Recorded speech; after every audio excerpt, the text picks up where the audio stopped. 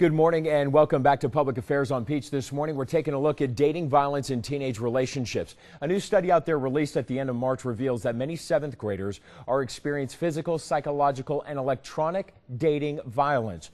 More than 1 in 3 students surveyed said that they have been a victim of psychological dating violence.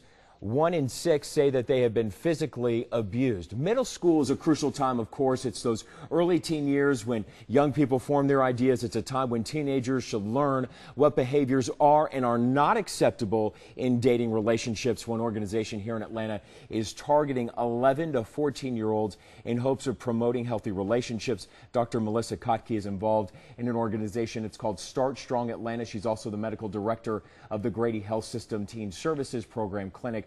Dr. Kotke, thank you for your time this morning. Certainly a topic we all need to talk about, but I got to be honest with you, a lot of parents probably may even feel uncomfortable talking about dating to an 11-year-old. Indeed. I think that that's one of the things that was so startling about that data that was just released. The Robert Wood Johnson Foundation has started an initiative of Start Strong, which is something that we're a part of. And it's a national initiative. 11 sites around the country are doing exactly what you said, looking to prevent dating violence before it begins. So really preventing in the 11 to 14-year-olds. The data that were just released last week showed that 75% of these 7th graders who were surveyed, 75% of the kids in this group reported that they had had a boyfriend or girlfriend. Startling to me too, and I got to ask you because I was reading these numbers, and I'm like, okay, so what are these kids in junior high school, right? They're kind of dating somebody else, but when I was thinking back in junior high school, we didn't have the internet where you could go online and start dating somebody in 6th, 7th, and 8th grades.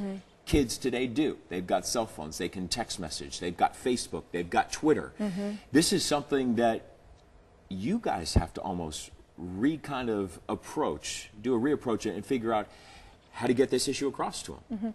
You're exactly right. And that study also revealed that amongst the kids in this study, about 1/3 of them were experiencing abuse from a dating partner through electronic mediums. So that means that these kids were being insulted intentionally over Twitter or on Facebook, or that someone was being mean or controlling of their electronic device. So it's a real issue, and I think that the technology is ahead of us here, and we haven't figured out how to help young people. All right, and let's talk about some of the warning signs here. If I'm a parent, I'm watching, and I've got a girl that's 11, 12 years old, the last thing you want to do is think about them dating at that young age. But I guess we have to admit the fact that they are, right? They've admitted to dating, right? Right, and I think we also have to recognize that dating is not that paradigm that I think many of us consider dating. You know, going to pick somebody up on a Friday night and go to a movie and a dinner or whatever. It's different. It's more loosely defined. Young people. Could be just hanging out after school, right? But what parents and others who interact with young people can help to identify is, one, is the young person acting differently? Have they had a major shift in clothing, in behavior, in academic performance? Are they isolating themselves from family and friends that used to be very important to them? Are they no longer participating in activities that they used to find joy in? See, you know, and while those are warning signs, some parents may see that as, you know what? It's my kid in junior high school. Totally. It's a typical teenager just kind of being rebellious. They don't want to do their homework. They start missing class. They become rebellious. Hey, maybe I don't like softball anymore and those things. You know, how does a parent differentiate between a teenager being a teenager and possibly my daughter here getting involved in an abusive relationship? You know, one of the silver linings to the study that just came out is that 75% of the kids in this study said that they frequently are talking to their parents about things like dating. Wow. Yeah, so it's a really great opportunity for parents. It's a new generation. For parents to be involved. Yeah. And what we know that parents can do is be there. Yeah. Listen. You know, talk to your kids. Hey, what's going on at school? Who are you talking to? What are you talking about? And really get to know what's going on in a young person's life. Now listen, you're somebody in a profession where it's hands-on. You're seeing these young girls come to clinics and, you know, get treated for whatever health issues they may have. So you're seeing it firsthand. Is there another way to kind of convey the message to these young girls to where they feel open to talking to somebody about it? The reason why I say that is because, is it true, and I don't know if it is, I'm not an expert, but is it true that if you see your mom in an abusive relationship, Do you typically follow that pattern? Does a young girl kind of follow the same pattern when they grow up to be a teenager and young adult? Do they follow the patterns of their parents and may not feel comfortable, or they may say this is kind of normal? Yeah, I think there are a couple of good points that you bring up in that. We know that these experiences that are happening, that there is some sense of normalcy around it.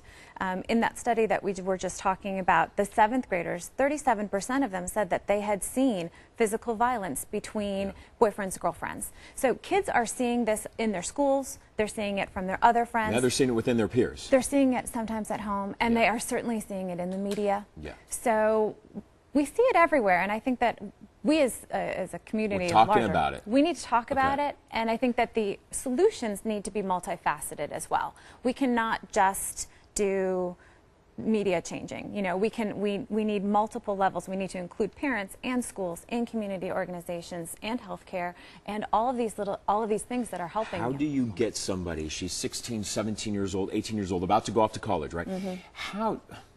How do you convince somebody, and we can even talk about adults here, make a show about adults.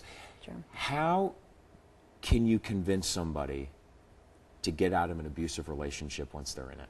Because a lot of times, if you've gotten involved with somebody that's controlling, if you talk to victims of abuse, they say it's one of the hardest things. They constantly go back because their partners are very charming. Those who are abusers, and you know, they're very charming people. They know how to abuse. They know how to get their mind wrapped to you. How do you convince a young girl to break away from that cycle?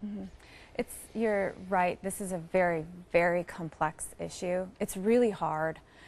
When I have a young woman that I think is in an abusive relationship, the first thing that's important is that I keep talking about it. I ask all of my patients about their relationships because relationships are important. And I think that to keep asking, be it from all, parents and schools and teachers and trusted adults are really important. And the more that that young person hears, this is an important issue and we want to talk to you about it and we want to help you, the more likely I think they'll feel comfortable reaching out for help when they're feeling that they can. But safety is a primary concern here, and we do want to keep young people safe in those breakups. You know, let's talk about your program here. It's the START, correct? Start Strong Atlanta. Is there any peer involvement here? Absolutely. Because, I don't know, to me, I think that peer involvement when it comes to kids who are teenagers, if they're around other kids who say, you deserve better than what you're getting, coming from a peer as a 13, 14, 15, even as an adult, coming from a peer rather than somebody who is older than me, hits home. Absolutely. More so. Absolutely. So Start Strong has 4 key strategies that we try to work towards to prevent teen dating violence. One of them is that we educate young people in the schools with evidence-based programming. We've partnered with Atlanta Public Schools for that. We're working on changing policy. We're working on a social media campaign. And then the other very big component is that we work with teen influencers. So we have a wonderful group of older teens, so high school age teens who are Start Strong leaders. We have one with us today who really, they go out to the middle schools, they serve as role models, they serve as peer helpers, they do some plays, they do some great work, but I think that it's so important that there is a youth voice in this because I think it's going to be necessary to shift the norms. All right, so quickly here, about 15, 20 seconds left. If there's a mom out there that's not sure, what do they do? What do they do? What's the first thing they should do?